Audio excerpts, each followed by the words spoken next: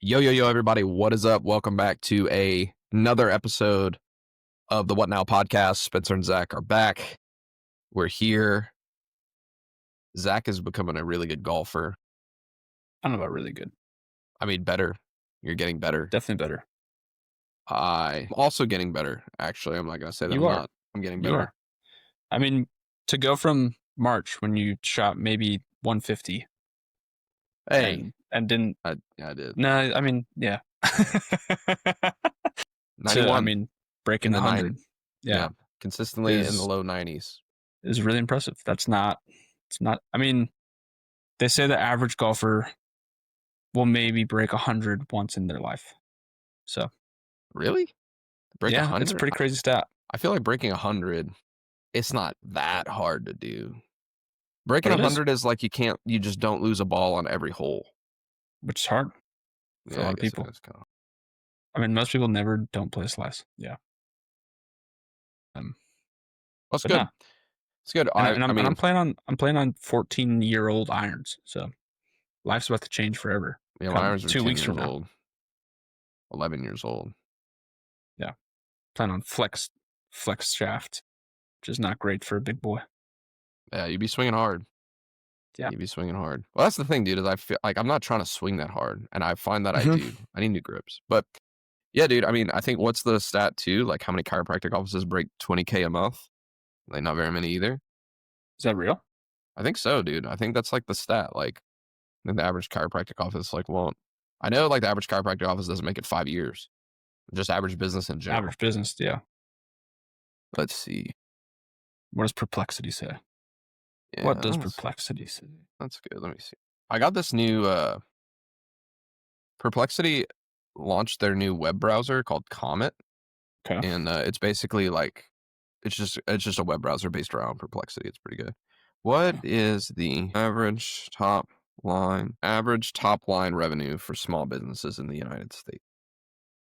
That might be tough because like dude, listen. The average gross revenue for a small business in the United States, depending on industry, especially those with no employees, generate about $47,000 to $49,000 per year top line revenue. That's crazy. Yes. The average small business with 1 to 4 employees averages $387,000 per year, which would be around $32,000 a month.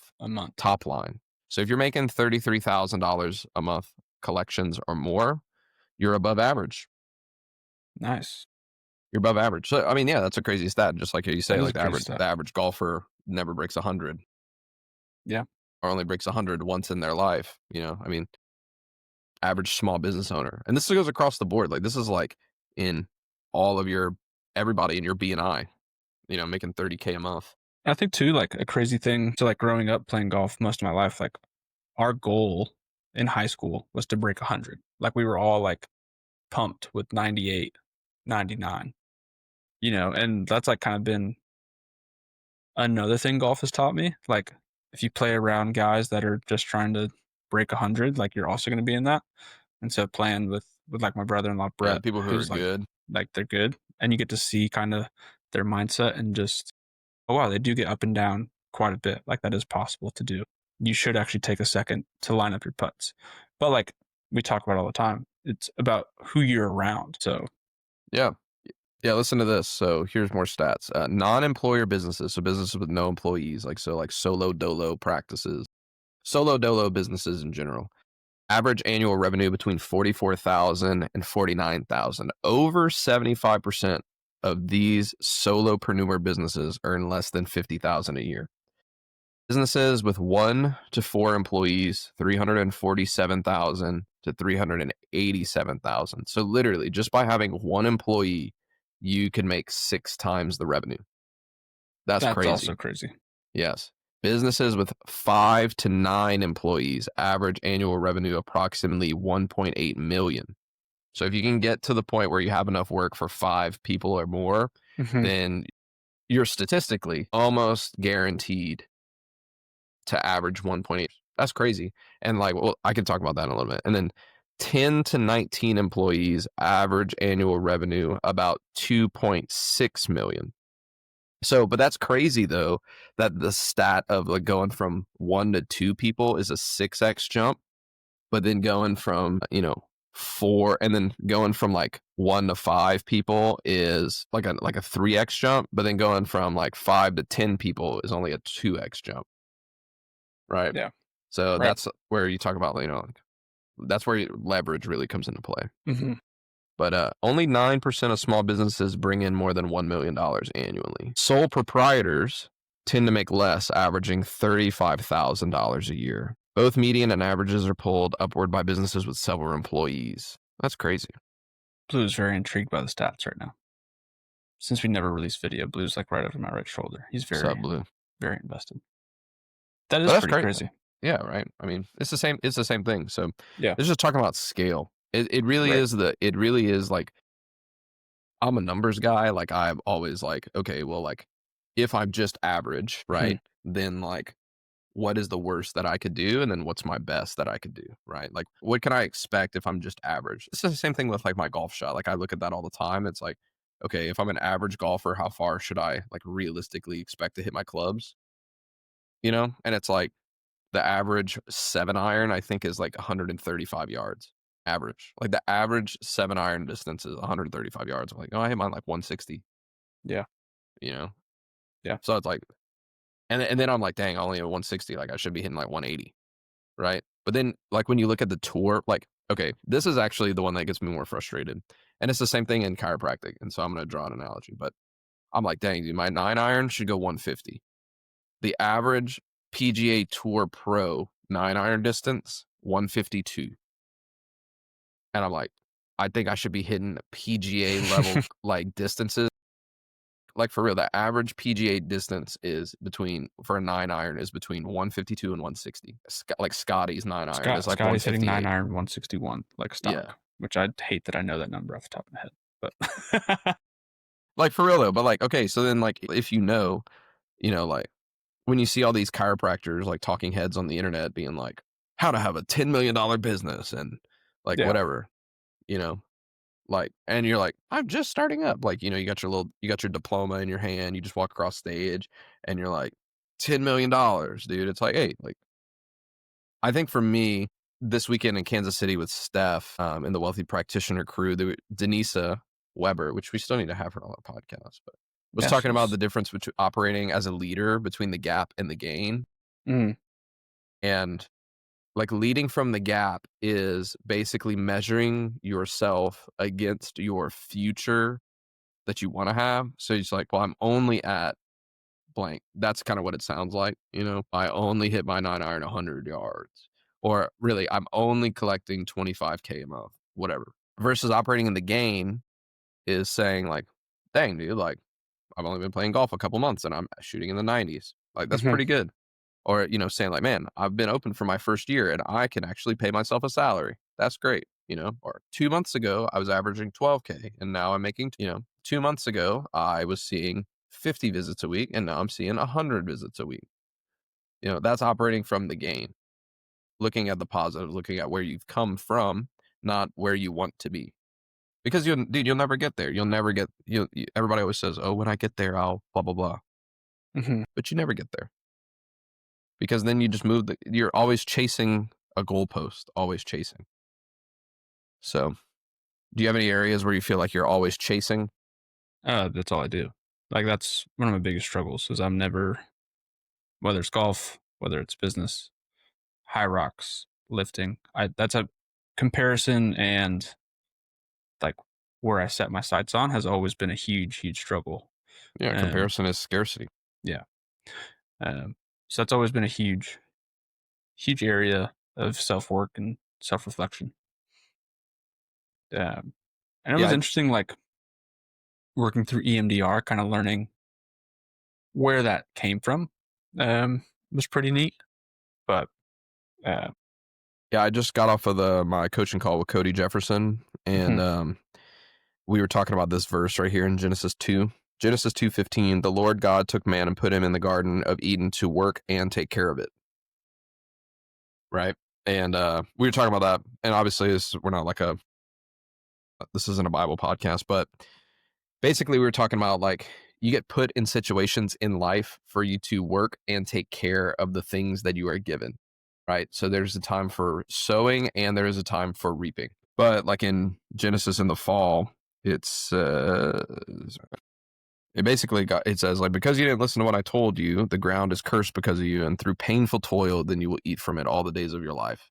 And so basically what he's saying is like in the beginning, God says, hey, I'm going to here to give you all these things. All you have to do is steward what you're given. The way that you steward things is by working and taking care of what you have. So prepare a place and then let it grow. Prepare a place and let it grow. Sow and reap. Mm-hmm. But because we don't listen to those things, we end up sweating, we end up toiling, we end up working so hard.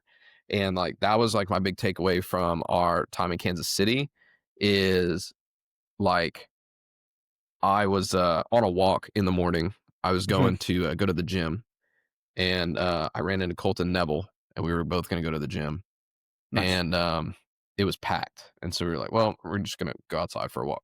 And Colton, he's a big runner, currently not in my running era. So I was just walking It's the around. ankle. It's the ankle. Ankle's still healing. Nah, dude, you don't ever run on the golf course, right? You practice how you play. Gotta get those steps up. That's right. I gotta get my steps up. Anyway, no, I was walking around in Kansas City, just kind of looking around, seeing what's up. And dude, it was like 60 degrees in the morning. And I was like, dang. I was like in Dallas, like it's 100 degrees, Yeah. 9 a.m., 100 My degrees. my run this morning at 6:15 was 82. Yeah, for real, bro. Like, so it was like 60 degrees. And I was thinking, I was like, man, not everywhere is like the environment that I'm in. Like, Mm-hmm. things are different. Like, there are places in the world where things are different.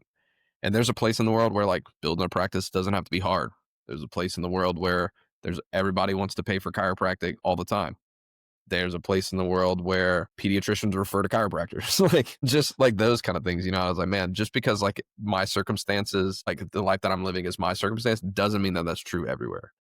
And all you have to do is change your scenery, right? So I was like, man, I'm really like trying to build versus trying to sow and trying to prepare. And so I mean, that's the same thing with my golf swing, dude. It's like, dude, I like hit the ball and I hit it 160 yards. I'm like, all right, got to swing harder to hit 170. Like, no, dude, just be happy. Like, just let it Yeah. go. Like, that's just how far you hit it right now. Like, and then Sometimes, I eventually I'll get mean, better. when you swing too hard, lose your ball. Dude, It's an exactly. extra stroke. It's the same thing in your practice, dude. Like, when you try to go too hard, you stress out your team. When you try to go too hard, your patients know that you need to close this deal to pay your rent. Mm-hmm. You know, you're talking to people and you're trying to be like, have you heard the benefits of chiropractic? Like, you just get desperate, dude. You're trying to earn. We don't have to earn. We have to Right. tend. Right. Right. That's been my big takeaway. So, like stemming off that, obviously this was 2 days ago, but in that change of scenery standpoint, like what do you think you have to do from scenery? Is it the people you're around? Is it, the content you're consuming? See, that's the thing, though. That's the thing is we're always saying, hey, I just need to allow, and then the question is, what do I need to do to allow? And Hmm. those are opposite. That's conflicting That's idea. true. We say, hey, I'm going to allow, and then we say, what do I need to do? That's Yeah. not allowing. That's force, right? When you ask, what do I need to do, or this is what I am doing, that's force, right? Power versus force. And Mm-hmm. so it's just what do I need to tend to, right? What do Mm. I need to continue to steward? And right now, dude, I just need to steward my team. I need to.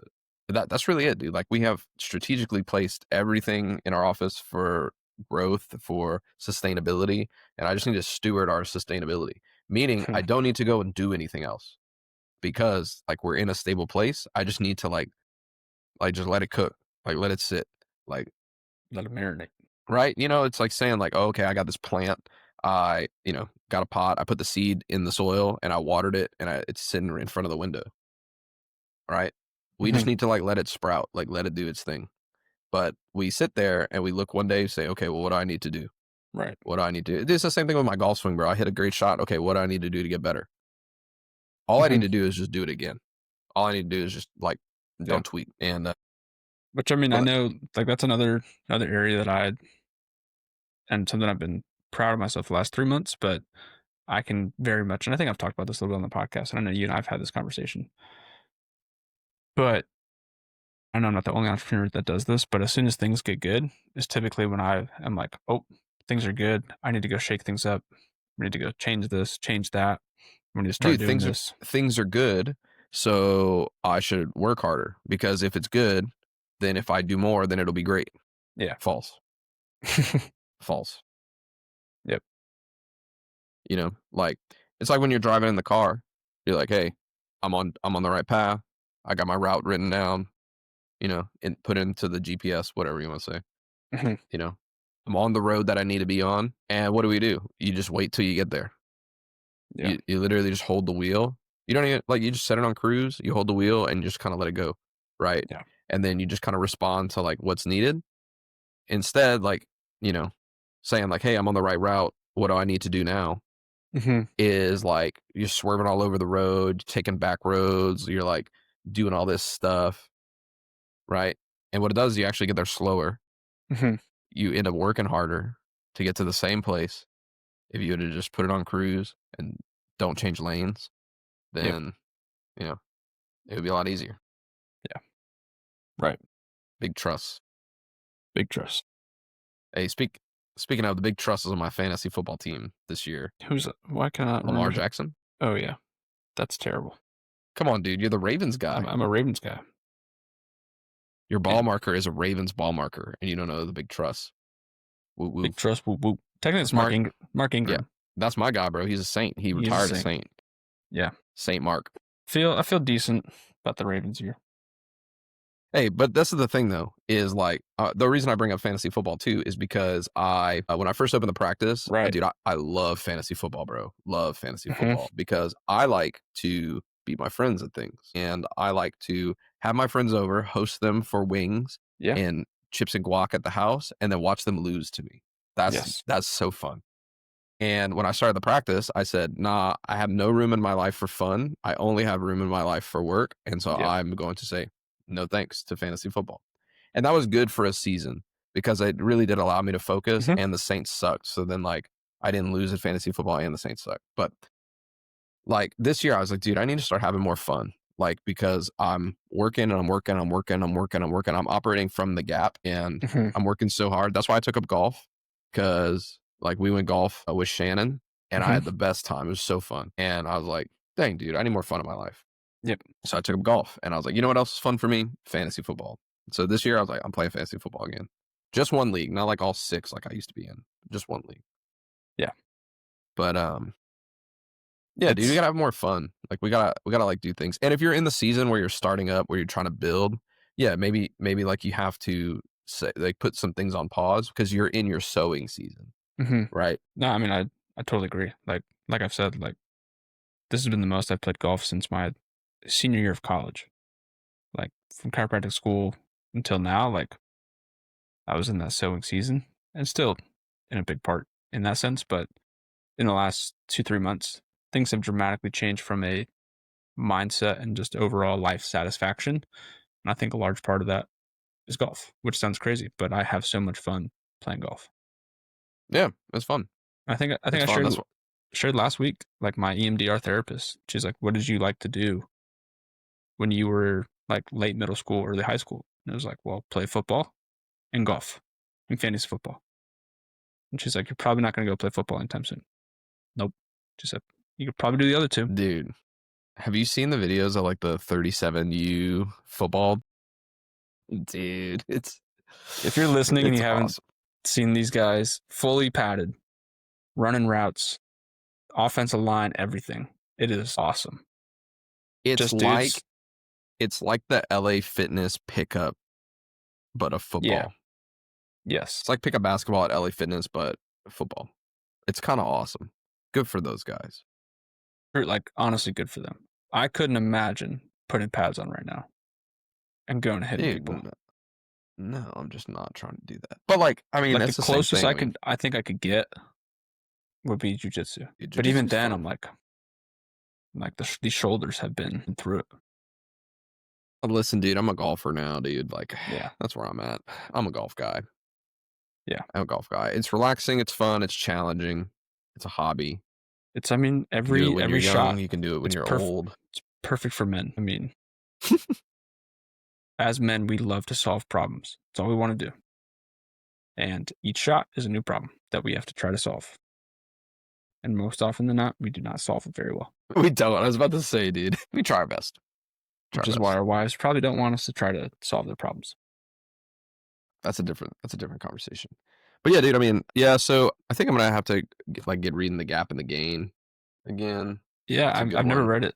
Sounds like it was a hit, and just you explaining it, I'm like, that sounds like a necessary read. Yeah, it's good.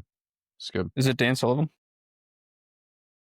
Yeah, Dan Sullivan and what's The the other other guy, guy that he Benjamin Hardy. writes with? Yes, Benjamin Hardy. Yeah, they write a bunch of books together, but yeah. that's those guys. It's those guys. Cool. Well, dude, I think this is a natural stopping place for us right here. It's good. I think Guys, so. let us know if you're operating from the Gap or the Gain. I mean, that's pretty much it, dude. Think about that. If you feel like your practice is not growing the way that you want to, maybe you're digging up the roots that you've already planted. So let us know what you think. We'll catch you guys later. Peace.